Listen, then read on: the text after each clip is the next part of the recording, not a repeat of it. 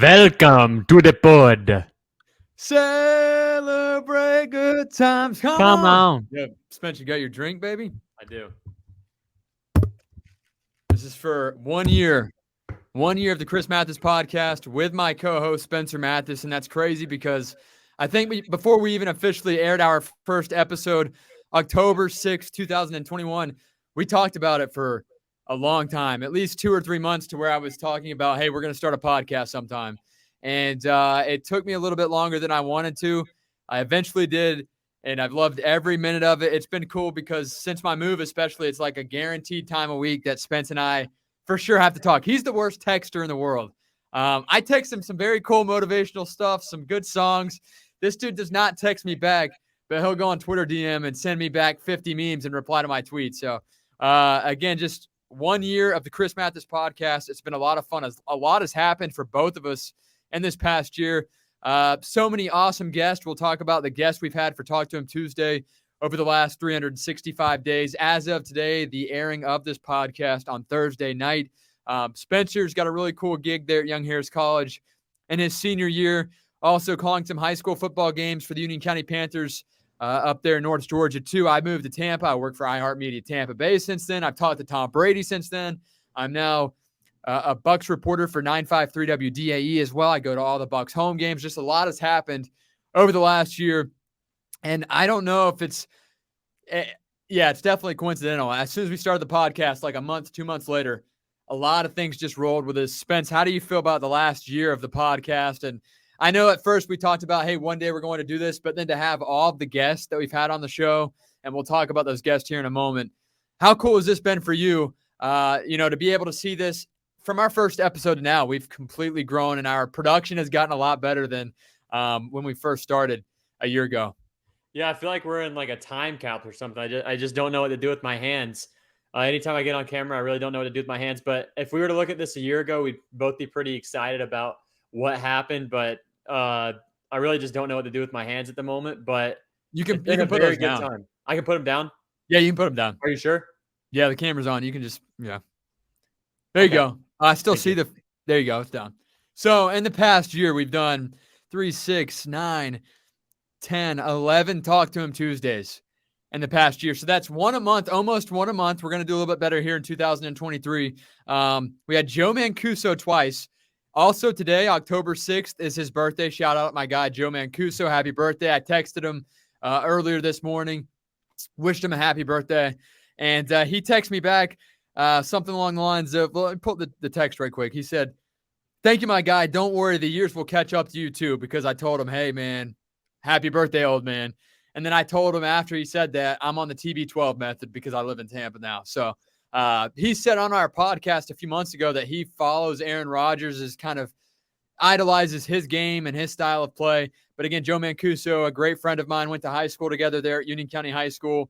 Graduates of the class of 2016. I called his football games, varsity football games, his baseball games, his basketball games too.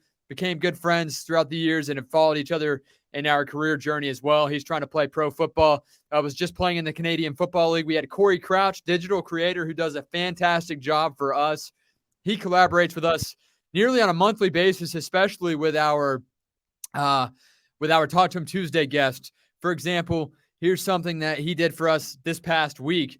Gabby Akinsanya joined us at Fresh Tape Media. He made this design right here in less than 24 hours. He's awesome at what he does. He also made our logo in the top right corner of your screen right now. He's done everything for us digitally. We also had Super Bowl champion quarterback Brad Johnson on the podcast. Video creator Isaac Pugh, who's doing big things in college right now. Pat Donovan of 953 WDAE, who I now work with. I now produce his show, a great friend of mine. He was on our podcast. Tommy Jenkins, who also is the voice of Young Harris College Mountain Lion Athletics, just like Spencer is. Pat Johnson, Philadelphia Eagles linebacker. The six-shooter, Young Harris College basketball player for 6 years, now TikTok star, and Gabby Akinsanya. Joe Mancuso was on the show twice, the only repeating guest, because we were going to talk to him about NFL draft. So many things. Spence, I don't want to single out any of these guests because they were all awesome, but if you had to pick 5, which of those 5 were your favorite on the show? Yeah, I'm going to pick one. Pick one. Patrick Johnson. Or Pat Brad Johnson. Johnson. The Johnsons were cool. Yeah, everybody was cool. I wouldn't just pick one. I don't know what you were just doing right there. Picking just and also Patrick Johnson was the highest graded Eagles defender on Sunday, 94.3 PFF grade, ahead of Hassan Reddick. Wow. Yeah, he forced a fumble too. Hey, Spence, will you turn your mic up just a tad? I think just a little bit. It is all the way up at the moment. Okay. All right. So, yeah, Pat Johnson, he forced a fumble against the Miami Dolphins, right? Yes. Unfortunately, the Dolphins recovered, but it was still a highlight reel. And Pat Johnson, end game for Patrick Johnson. The Jaguars. That's right. So we've had a lot of fun over the last year with you guys. 52 episodes. This is episode 52 right here. And we're going to have some big news, baby. And no, we're not talking about a baby. We do have some big news, especially for those up in North Georgia.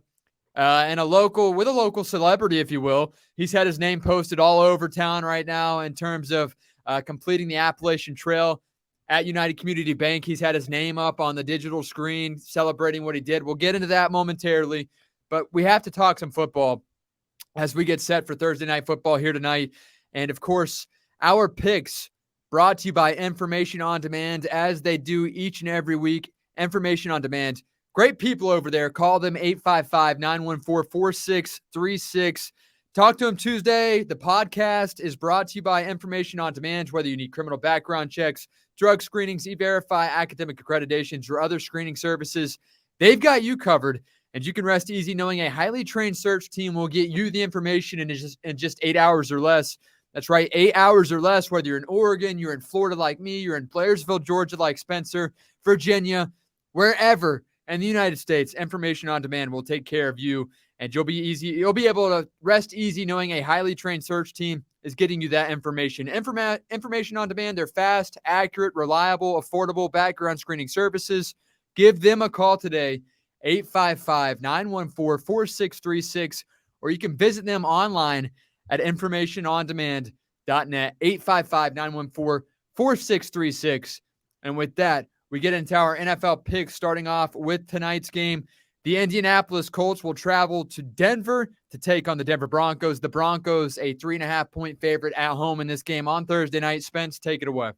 Yeah, this is going to be a pretty even matchup. A bad thing for the Colts, though, is no Jonathan Taylor. Nyheim Hines is going to start. Phillip Lindsay will also be there. They just activated him to their squad, so he's going against his former team if he gets to play tonight. But I think that this game is going to go in the Broncos' favor. I'm going to say it's going to be a very close game. If you're a betting man, you take the under in this game because Russell Wilson's offense still has not figured out anything through the first 4 games of the season.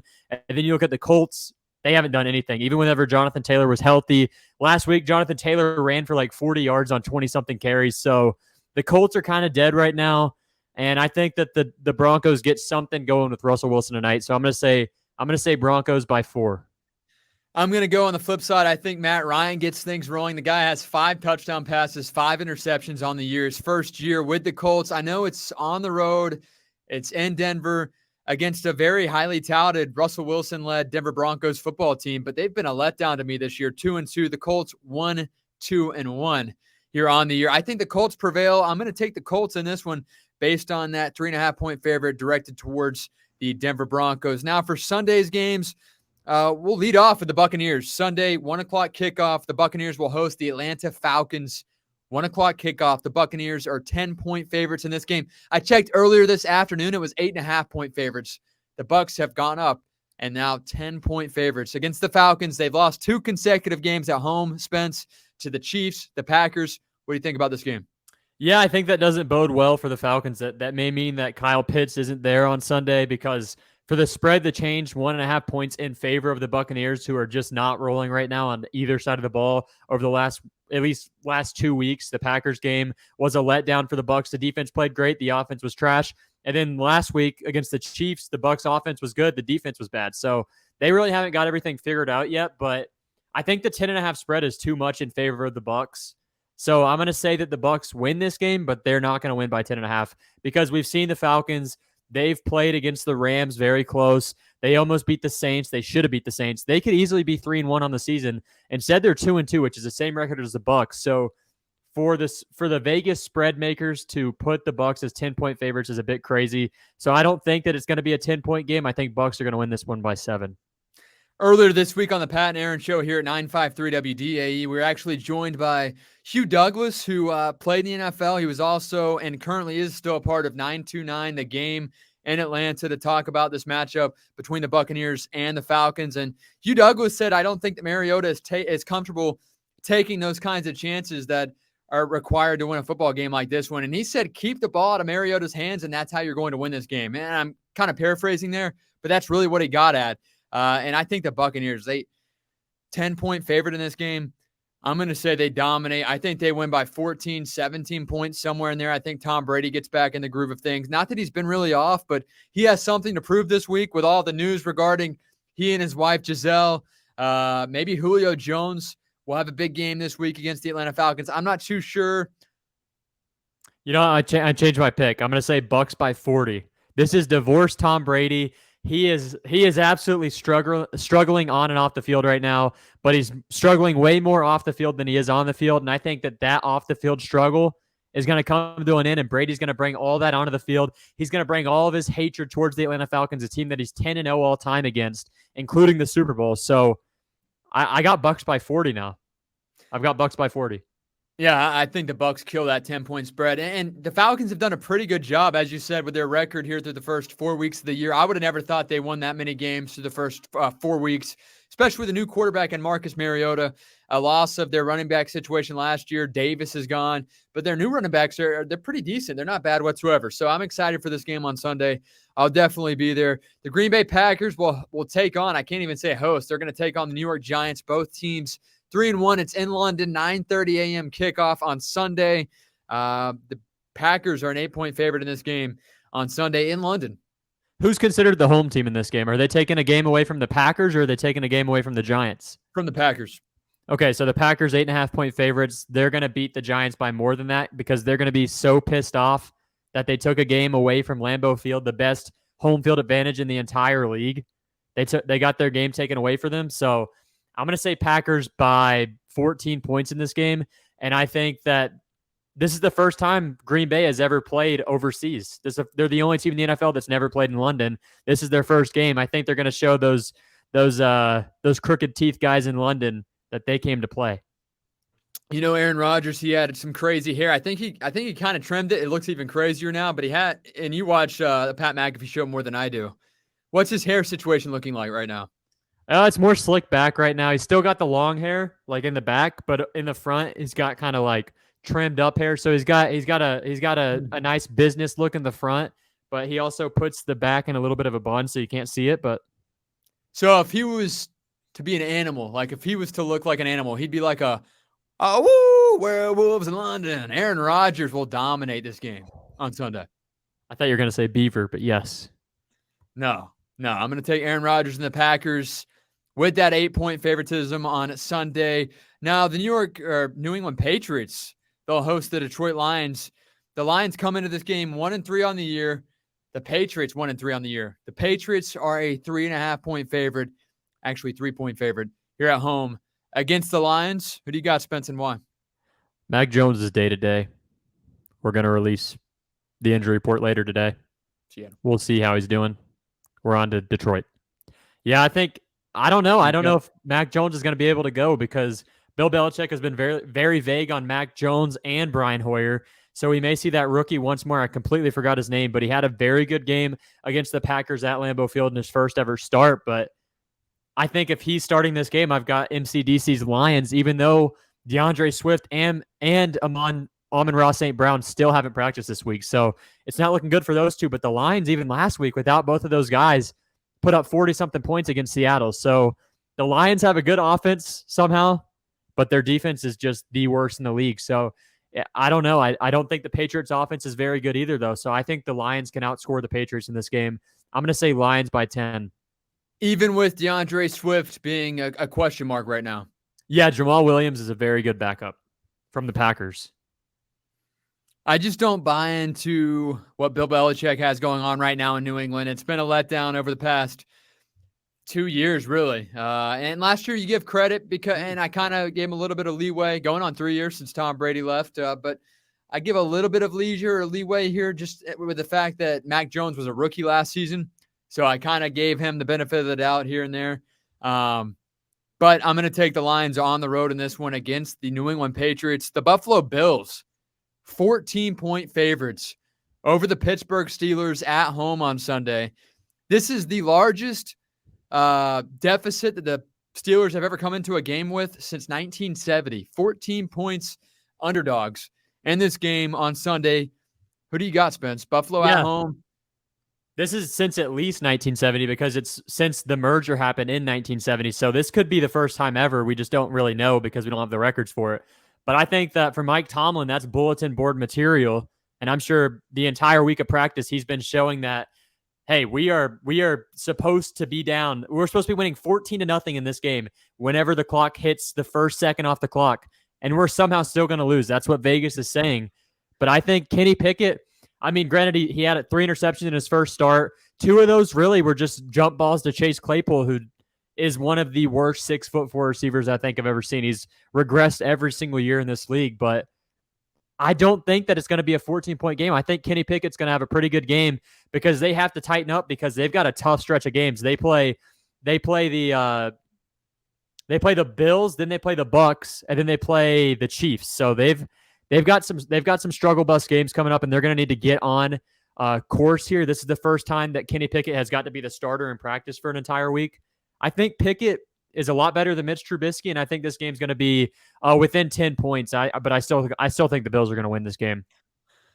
I think the Bills win as well, and I think that they win by that 14-point, maybe even more. It could be a 3-score game, in my opinion. I think the Bills will win on this one, and they'll improve to 4-1 on the season. That means the Steelers would drop to 1-4 here in 2022. The New York Jets, they'll host the Miami Dolphins. The Dolphins, a 3.5-point road favorite in this game. I think that's understated there. But anyways, Spence, who do you got? Jets home team. The Dolphins are a 3.5-point favorite on the road. Well, Zach Wilson's back for the Jets, and Tua is out for the Dolphins. And then you look at the Dolphins' defense; they run cover 0 the entire game. They don't use deep safeties at all. Like they just run man coverage across, send the blitz. They say they got it from Todd Bowles. He doesn't do that except for against the Rams in the NFC divisional game, which lost us the game. But I think the Jets have this one. I think Zach Wilson's going to have a good game. The Dolphins are the 31st ranked defense in the NFL this year, which is pretty crazy because usually they have a pretty good defense. But I think the Jets squeak this one out. I think Jets are going to win this one by 3. I'm going to take the Dolphins, 3.5-point favorites on the road. I just don't buy into the Jets. I will say they have had some pretty decent comebacks, and they've been the comeback kings per se down the stretch this year. Late in the fourth quarter, they find a way to make it a game and fight their way back into this one. I do think that the Dolphins win on the road by 3.5 points or more. The New Orleans Saints, they'll host the Seattle Seahawks. The Saints, 5.5-point home favorites. I don't think the Saints should be favored in this game. The Seahawks offense is pretty good with Geno Smith. Rashad Penny's running the ball a lot for Seattle, but I'm gonna say Seattle in this game. I don't know. I think Seattle's offense is very good. Their defense is lackluster, but I like them in these types of games, and I think they can outscore the other squad regardless of what Sunday it is. So I'm gonna say Seattle. Seattle.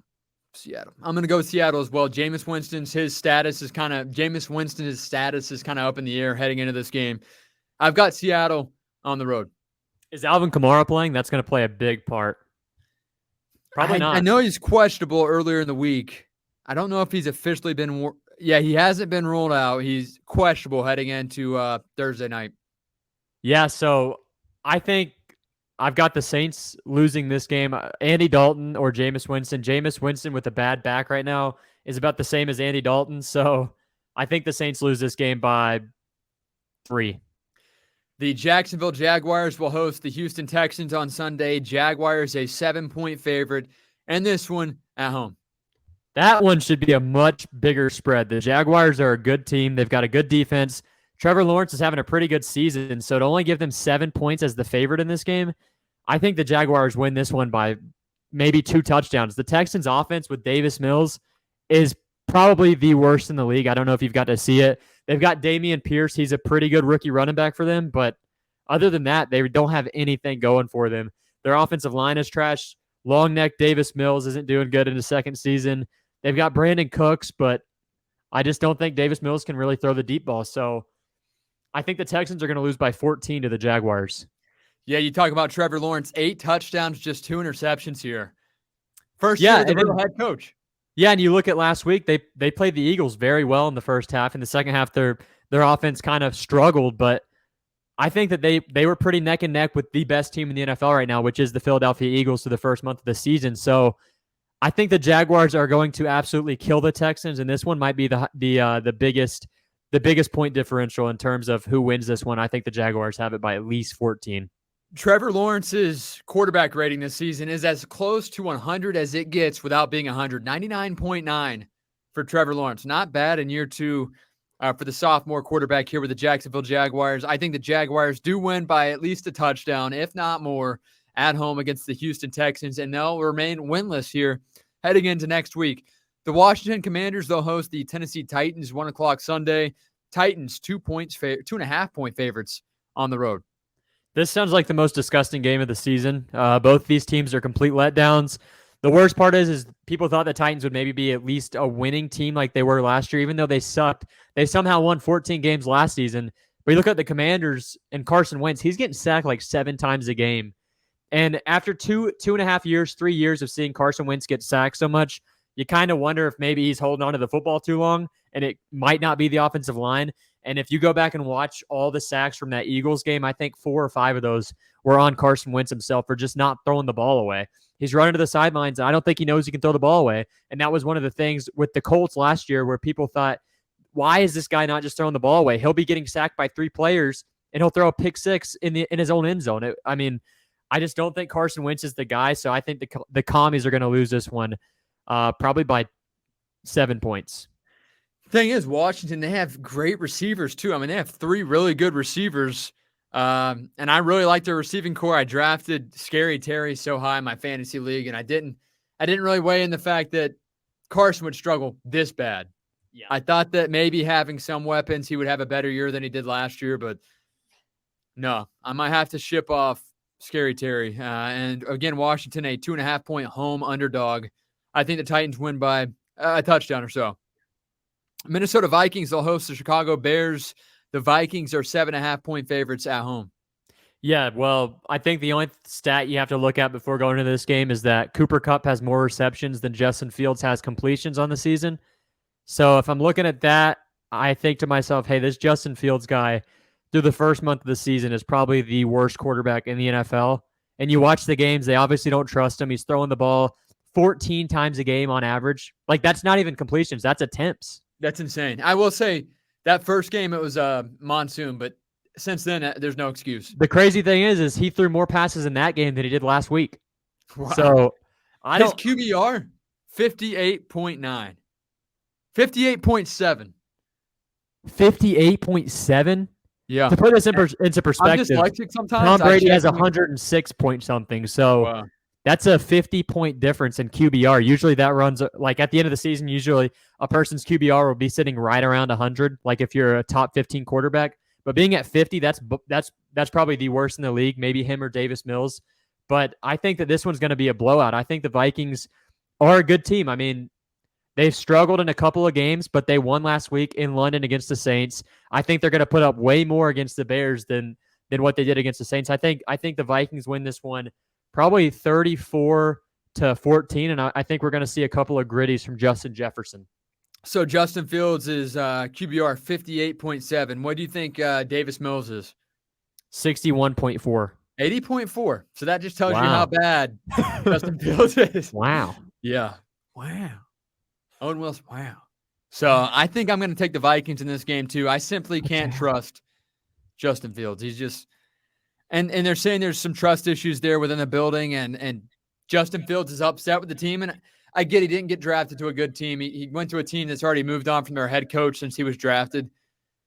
But at a certain point, you have to look at yourself in the mirror and say, hey, how can I get better? There's no excuses for what's around me. How can I get better? And a 58 QBR is just unacceptable in the NFL, especially with a guy like him. He does have talent. He's athletic. He's just, I don't know.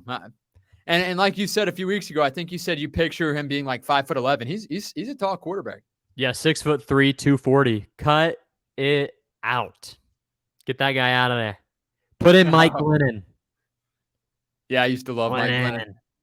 The Cleveland Browns, they'll host the Los Angeles Chargers, 1 o'clock kickoff on Sunday. The visiting Chargers, 2.5-point favorites against the Browns. Before I delve into this, what do you got? The Chargers have been a letdown this season. The Browns are playing as expected. You've got a lot of good stuff. You know what? They've played a little bit better than I thought. They lost their franchise quarterback before the season even started. Yeah, I thought that they were playing better than I thought, and then they lost to the Atlanta Falcons. Okay. To a guy that threw 9 completions in the entire game. So once I saw that, I thought to myself, the Browns are just not. I mean, they're playing about as expected. What's their record so far? 2-2. Yeah, Browns are 2-2 on the year. So are the Chargers. Okay, yeah, and the Chargers. And it's a battle for first place in the AFC. Oh no, correction. One's AFC West, one is in the North. But still, and the Chargers have been a complete letdown, and so is a lot of the AFC West. Going into the season, we said this might be the greatest division of all time. It could still. I mean, it's 4 weeks in. The Raiders are 1-3. The Chargers are 2-2, and the Broncos are also 2-2, and they have nothing going for them right now. So, I think the Chargers win this game because they really have to in a division like that. We have the Chiefs at the top, who are just great. The Chiefs are a great team. So the Chargers are going to win this game. I think they should be favored a little bit more, but you can't blame Vegas because Staley is just they're struggling. I mean, they got absolutely destroyed by the Jaguars 2 weeks ago. They gave up 38 points and scored like less than 15. So I've got the Chargers in this game by 7. So the Chargers are favored by 2.5. I think they win it by 7. You know what? If the Browns had a better playmaking quarterback, I would hands down take the Browns at home. They have 2 running backs that are inside the top 30 in rushing yards this year. I like to run the ball at home, but when you got a guy like Jacoby Brissett who plays smart, he's just not a play. You can't give him the ball and say, "Hey, go win me the game, kid." That's just not him. He's been in the league for 6-7 years now. You know what he has to offer, and for that reason, I'm out. We can't get a deal done today. Maybe next time, come back to Shark Tank. But I've got the Los Angeles Chargers winning on the road. And I think 10 points would be fair. I think I'd give them 10 points. Now, the Carolina Panthers, they've been an absolute letdown, a dumpster fire. They'll host the San Francisco 49ers, 4:05 kickoff on Sunday. San Francisco, 6.5-point favorites, just under a touchdown. Hey, what's Baker Mayfield's QBR? Dude, this guy is bad. His QBR is 75, though. I saw that he was ranked 33rd in the league out of 33 quarterbacks. So I don't know what they're basing that off of, but that's a headline I saw today from PFF. But I think this game is going to be an absolute blowout because the 49ers have an incredible defense. I think they're first or second in every single countable category. They're second in sacks. They're first in pass defense, second in rush defense. I think they're first in yards given up per game through the first 4 games of the season. So they're playing one of the worst quarterbacks in the league, and Baker Mayfield, definitely a bottom 5 quarterback this year, which is horrible for Baker Mayfield because, I mean, he was talking a lot of stuff going into this season saying, hey, the Browns are going to regret letting me get out of that door, and I don't think they've regretted anything because if the Browns still had Baker Mayfield, I'm saying 1-3 right now instead of 2-2. I think Brissett's a better quarterback. So I think they'd rather stick with Brissett knowing what they know now anyway. Yeah, so I think the Browns are going to get absolutely smashed by the 49ers. The 49ers play some good defense. So did I say Browns? Yeah, you did. So I think the 49ers are going to win this game, but it's not against the Browns, but I've got the Niners. So I found that stat you're talking about. Mayfield ranks 33rd of 33 qualifying quarterbacks in expected points added per play. He also ranks last in completion percentage over expected. So yeah, and then you also go back to it and you look at the Panthers' offensive line, and they are one of the worst in the league. Then you've got a quarterback that can't see over the collapsing offensive line. He gets so many passes tipped. A lot of his interceptions this year have been on tip passes because quarterbacks just can't do it. So you look at Kyler Murray, same thing with him, but at least he's got some athleticism to get out of the pocket. Baker Mayfield, he's athletic a little bit, but he's not going to be able to escape a pocket that's collapsed from the left and right side like Kyler Murray can. Also, Baker has no injury excuse this year, so this is who he is. I'm going to say it is a whole new offense. Give him a few weeks to learn that, but by now, I mean, you can't say, "Oh, I'm hurt, my shoulder's still messed up." There's no excuse at this point. I saw some things this week from their beat reporters that they're waiting for Sam Darnold's injury to clear up, and maybe he'll go. But then you look at the head coach and Matt Rule; he's got to go. This is his 3rd season, and I mean, no quarterback has succeeded under him. I think he's going to be out of there by after the October 24th game against Tampa. I think he's out. Okay, well, that could be a hot take. I think they should at least wait till after the season because a team like that, who are you going to promote? I mean, who? Well, the good thing about the Panthers is Matt Rule is the only one that's still there from the original coaching staff whenever Matt Rule was hired. So they've got new offensive coordinators and defensive coordinators. Their defense is decent. Their defense is pretty good. So I think that they would probably promote their defensive coordinator and just hope to God that they can run the ball, which McCaffrey's done a good job at this season. But against that 49ers team where they do not allow any space, I don't think Baker Mayfield or McCaffrey are going to be able to save that team, especially not Baker Mayfield. The Los Angeles, my pick for that game, 49ers kill the Panthers and Charlotte. Sorry, Steven. Sorry, Morgan. Sorry, Emily. I hated you had to hear that, but it's gonna be bad. You might be a Bucs fan after the time that this game is over with, Emily. So now the Los Angeles Rams, they'll host the Dallas Cowboys on Sunday, 4:25 kickoff. The Rams, 5-point favorites in this one. Rams have been a disappointment. Cooper Rush undefeated this year. What do you got, Spence? That's Cooper Cush, one of the best quarterbacks in the league. That's his nickname now because he's so calm under pressure. They think that he might be on some kind of drug during the game. So they've been calling him Cooper Cush since he started. He's undefeated as the starter for the Cowboys all time. I think he's 4-0 in games that he started. So no Dallas quarterback has ever done that. So whenever Dak Prescott gets back, Jerry Jones, whenever Dak Prescott got hurt, said, "Hey, I hope there's a quarterback competition." And whenever Prescott comes back in 2 weeks, I think there may be a quarterback competition, especially if the Cowboys take down the Los Angeles Rams, defending Super Bowl champs. So in this game, I've got Cooper Cush. I think they're going to be able to run behind Ezekiel Elliott. He's having a pretty good season. Pollard, he's on and off, but their defense is pretty good. Trevon Diggs is having a great season. He's got a lot of hate. I didn't like him coming into the season, but he's been a lockdown quarterback so far. So I think Micah Parsons and Trevon Diggs on the defensive side of the ball will lock it down, and Cooper Cush, the calmest quarterback under pressure in the league, will lead them to victory over the defending Super Bowl champs. I think this is the game in which the Rams look like they're Super Bowl champion last year. I think they dominate in this game. They're 5-point favorites.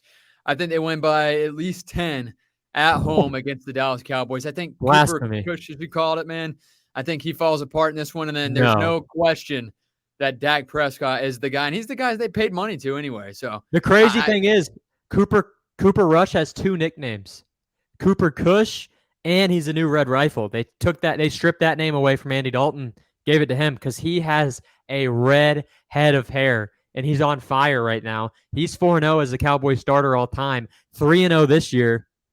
I think Cowboys are going to kill him. Yeah, no, that's not. That's not happening. I think the Rams win this game by at least 7. At least 7. We've got some big news before we move to Monday's game. We still have 2 more Sunday games to give here. Before we move to Monday's game, we're going to have a big announcement as our next Talk to Him Tuesday guest. So if you guys are here right now, you're getting a little inside scoop on who our next guest is. Now, the Arizona Cardinals, they'll host the Philadelphia Eagles. The visiting Eagles, they're undefeated this year, 2022. Jalen Hurts looks really good. The Cardinals are underdogs at home, 5-point underdogs to the Arizona Cardinals. This one is an absolute lock because the Eagles are playing under Coach Sirianni, and they've got that dog mentality, man. They put the manure in the ground last year. They brought it back up. It's raised all the plants in the building. You can see it from Jalen Hurts himself. He's playing a great season for the Eagles, and he just has that dog mentality. He'll fumble. He'll come back on the field ready to go. This guy doesn't show any emotion. I've got the Eagles in this game by a lot. I think Kyler Murray is going to get sacked 3 times. He's going to throw 2 interceptions, and he's going to fumble. And the Eagles are going to beat the Cardinals in Arizona. To me, that sounds a lot like a prediction for Pat Johnson to have a big game. The 4-0 Eagles, bro. Pat Johnson may be out. He's got a concussion. Pat Johnson might be out. I take that back. Pat, sorry if you're tuned in right now. I forgot. He still could play. The concussion protocol. Like I had the concussion for him. I forgot he had a. Yeah, you just never know these days. Okay, all right, yeah, I got the Eagles winning on the road, and I think it's gonna be bad. I think there's a double XP event in Call of Duty until tonight. Tonight that ended, I believe. We did it on the Pat and Aaron show. I think it ended October 6th. That means Kyler Murray's had all week to prepare for this game by playing Call of Duty. I think they lose at home, and then there's a lot of question marks surrounding Cliff Kingsbury, Kyler Murray, the whole 9 yards. I think the Cardinals fall at home. The Eagles improve, and they stay undefeated here. Now, the Baltimore Ravens, they'll host the Cincinnati Bengals Sunday night, 8:20 kickoff. Ravens, 3.5-point favorites at home. An AFC North matchup with the Bengals picking it up a little bit. You look at the Ravens. They blew a big lead last week, up 20-0 against the Bills. How many? 20-0. 2-0. 20. They were up by 20 points. Guess what the final score was? I forgot. I don't want to throw out a number. 23-20. They didn't score again. They were up by 20 points. They didn't even freaking score again, Chris. So I look at that, and I look over to Joey Coolboy from the Super Bowl last year, who might not ever make it back. And I think to myself, the Ravens are going to be a pissed-off football team. They have Jason Pierre-Paul on that defensive line now. I think the Ravens are going to win this one. And I got the Ravens, not just by 3. I got the Ravens by 4. I'm going to double up. I think the Ravens win by 7. They improved to 3-2 on the year. Joe Burrow still trying to find his groove here this year. He's got 8 touchdowns, 4 picks. He's starting to pick up the play. Their offensive line still questionable to me, even after signing Alex Kappa for pretty good money. But Spence, before we move on to Monday Night Football game, we've got a big announcement here regarding our next Talk to Him Tuesday guest. That's right. I mentioned it earlier regarding a guy who all over North Georgia mountains in regards to what he just accomplished. He hiked the Appalachian Trail in its entirety in 162 days on the trail. That's Ralston Drake, a guy that went to Union County High School, a guy that's a Blairsville native. He'll be on the podcast to talk about his entire journey from day 1 until day 162. He had a YouTube channel. He still uses that to this day. He had some videos really take off on there, vlogging, I should say, his daily journey on the trail. Really cool stuff. He will join us on the podcast. And Spence, what's your schedule looking like this upcoming week regarding Young Harris College athletics? Well, What about Monday? I think back to Nick Sirianni whenever I think of Ralston Drake, and I think this guy's got that dog mentality in him. And I think I'll be there for that. I think this guy's a dog. I think him finishing that trail in less than 6 months just shows off his dog mentality. And if I'm a head coach, I want this guy on my team. So I'll be here. Yeah, but what's your schedule like on Monday the 10th? It'll be great. Are you sure? Oh, yeah. Because I'll fire a text right now. If not the 10th, we could do the 17th for sure. But we'll keep you guys posted. We like the 10th. We like it early because I got only 3 days of classes next week. And then I got 2 whole days for fall breaks. This is going to be really cool. So I'd much rather do it right before fall break than right after fall break. Well, let's see what Ross can do because he's a celebrity here. You know what I mean? I think he'll be ready. I think he's prepared for this. He's had, 162 days to think about being on this podcast. Maybe even really more than that now. I DJ'd a wedding the day before he left to start his journey. And I mentioned the podcast. He said that he saw the podcast. I told him to check it out sometime. He said he's not a big podcast guy, but when I asked him to come on the show, he was amped up and he was honored to do so. So we'll keep you guys posted on social media at TCM_pod about Ralston Drake. And Spence, you have a question for the class? So you're telling me that the last day Ralston was seen outside of the Appalachian Trail, he saw you? Do you think maybe he thought to himself, oh, man, this guy, Jesus, I need to get away from people. Yeah, and he went on the trail. Yeah, and now he's been baited on the podcast and has no option but to join. Yeah, you're right. All right, Monday Night Football. The Kansas City Chiefs, they'll host the Las Vegas Raiders. The Chiefs, 7-point favorites. They're coming off a win over the Buccaneers, 41-31 last week in prime time in Tampa. This time they're in Kansas City against a disappointing Raiders football team. They're 1-3 on the year in the AFC West. They've been a letdown, and you look at the Chiefs, they're in first place in that division, 3-1 on the year. Yeah, but you know who won last week? The Raiders won as well as the Chiefs, and the Raiders over the past couple of years have played the Chiefs maybe better than anybody else. Going back to even John Gruden as the head coach, one of the greatest head coaches of all time, better person than he is head coach. We'll say that. But I think that even though the Chiefs are the home team, and we get to hear that tomahawk chop during the game, which is the only Indian team that hasn't been told to stop doing the tomahawk chop. I think the Chiefs lose this game. I think the Raiders come in there moving fast, like they're on the LA Strip, the LV Strip, I should say. So I think Las Vegas is going to come in there and not destroy, but they are going to play the Chiefs so well that they're going to win. I think the podcast was excellent up until that that last statement. Then you throw in the word destroy too. We'll end it at that. Levante Adams is going to have a big game. Watch out. He's on my fantasy team. He's going off. I think the Chiefs win this game. They cover that. They win at home. They improve and really solidify first place heading into week 6 of the season. That does it for episode number 52 of the podcast. 1 full year since we uploaded our first ever episode, Inception. Thank you guys for tuning in. Spence, any final comments, Darth Vader, as we round out the show? Final comments. I think that this is going to be a really